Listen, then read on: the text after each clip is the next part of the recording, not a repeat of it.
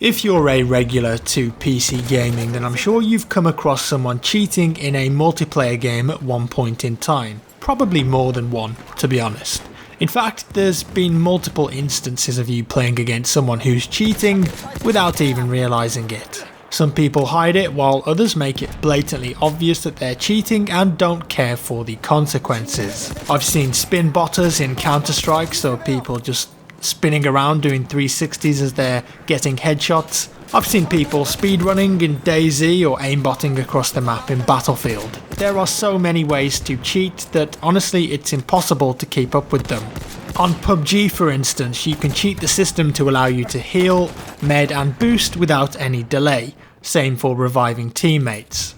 Now, for as long as I can remember, cheating has been a big issue in first-person shooter games in particular. Counter-Strike has been around now for around 17 years, but way back when I was playing it regularly in the 1.6 days, cheating was a big issue. Sadly, this may be hard to hear, but I don't think we're ever going to get rid of cheating in online games. The reality is that there's always someone smart enough and dedicated enough to make cheats for online games. There may be measures that mean it takes them longer to bypass certain game systems, but eventually they will get there. It's always going to be a reactive thing for anti-cheat makers. Now, we all know how popular PUBG is. Over 2 million players are playing Battlegrounds right now, and over the past 24 hours it's nearer 3 million. Even still, when I tell you how many people were banned by BattleEye for cheating in Battlegrounds just in January this year, I think you're going to be pretty shocked. It was over 1 million. That's right, in January over 1 million players were banned from PUBG, and that's an astonishing number.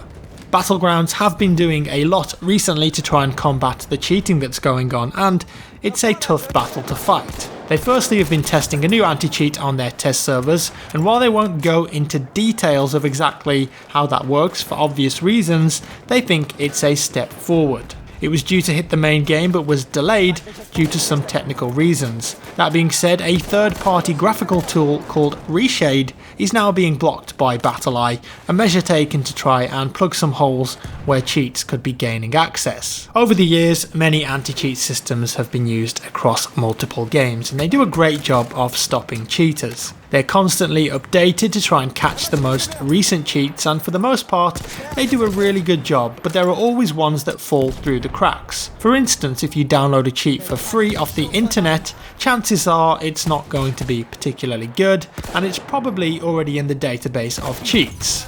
But pay money for it, privately, because yes, that's a thing, and the chances are not only is it going to be better, but it'll be harder for the anti-cheat to catch it because it's more premium, let's say. That being said, it's only really a matter of time before you get banned. Sadly, until cheaters are banned, other players' experiences are ruined. So I think that games nowadays need more ways to deter cheating beyond their account being blocked or banned. Counter-Strike does a few good things such as Prime and more recently Trust Factor Matchmaking. What is this if you don't know? Well, Prime Matchmaking requires players to be a certain XP rank before they can use it. Currently Lieutenant rank 21 according to the Valve website, but they have changed it before. Then when you're eligible, you can hit a button that upgrades your account to Prime, and it requires a mobile phone number attached to that account, which will then be bound to that CSGO account.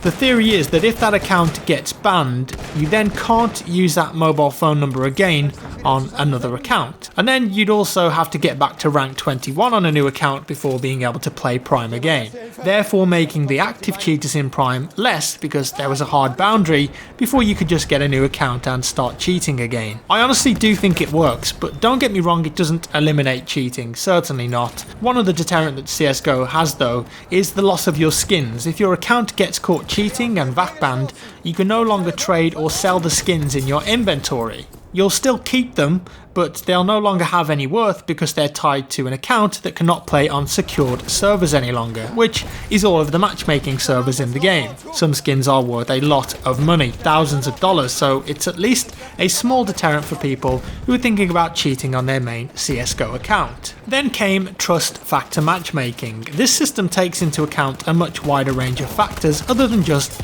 mobile phone number. It takes into account how many hours you've played, how many times you've been reported for cheating, time spent on other games, and numerous other things that Valve won't divulge. It then forms a trust factor rating for you and tries to matchmake you against people with similar ratings. Your phone number still counts as well, so if you've got a mobile number attached to your account, that will improve your rating. Right now players can pick what system they want to use when they're searching, so either trust factor or standard prime, but eventually I think that prime will be phased out. While all of this won't eliminate cheating, I have to admit that it certainly reduced cheating massively, at least from my viewpoint and experience. I don't have actual stats of CSGO cheating from before and after Prime. Valve keeps the amount of people caught pretty tight-lipped, and despite there being a VAC-ban website listing people caught, it's not accurate. That being said, I've certainly encountered a lot less cheaters in the games that I've played, at least obvious cheaters. We may still have played against people who are cheating, but hiding it well of course and using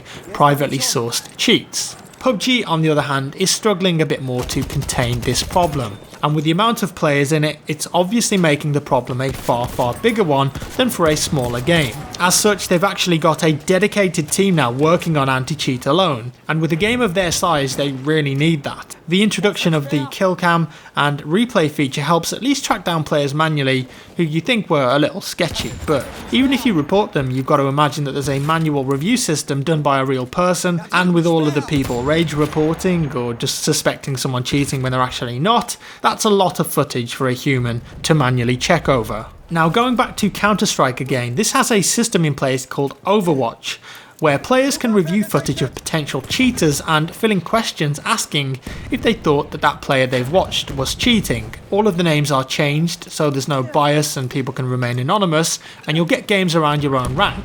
If a player is reported enough, they'll enter the Overwatch system, and it certainly helps narrowing down on potential cheaters, but the process is quite lengthy, and it's hard to say how many players actually get banned from Overwatch. What is good though is that if you report on a case and the player then gets banned, it will tell you, which is a nice touch. If it's an obvious cheater in the Overwatch system doing spin botting and shooting everyone through walls, a lot of people are going to report them and you'd hope that they'll be banned. One of the biggest problems with the cheating epidemic in multiplayer games is the ease at which players can now access cheats. It's a massive issue, and it's not just cheats. There are entire websites offering numerous services from actual cheats that you can download on your PC to boosting and new CSGO accounts already at the required prime rank. If you're currently a silver 1 and want to get boosted to a global rank to show off to all your friends, it will cost you around $150 according to a website I found. Some claim that no cheats are used whatsoever, but from my experience in playing CSGO, I know for a fact that some websites and people offer services to boost your rank. I'm not saying all of these services do that, but I think it would be a dumb idea to hand over your Steam account to a stranger on the internet and rely on them to not use cheats to get your account to a higher rank. Having said that, I wouldn't see the point in doing that in the first place, but as I said, for bragging rights, some people do. Bear in mind, if you want to be in the same lobby as the booster, i.e. he's in the same game with you, just like I explained, the price jumps up to $270. I'm not going to say this website that I was looking at because quite frankly I don't want to promote it. And like I said earlier, while these websites claim that they're made possible by professional players boosting your account, not all of them are going to be totally honest with you. And some even openly say that they'll use cheats to boost your account at your own risk. What's worse than websites that list cheats for sale and download? Well, people on YouTube who dedicate their entire channel to highlights of them cheating on CSGO. Whilst I was writing the script for this video, I came across numerous channels on YouTube whereby they post highlights of themselves using aimbots and wall hacks on CSGO. Mainly in the Wingman, the 2v2 game mode, because that's got no Overwatch feature. Actual channels where they brazenly show themselves off cheating, even sometimes with face cams, and then they just laugh it off while the people in the comments say they love it and the enemies are really bad. I watched one video where a guy was so pleased with himself because he instantly kills 2 players, yet not only can he see them through the wall, his aimbot was doing all the work to instantly headshot them.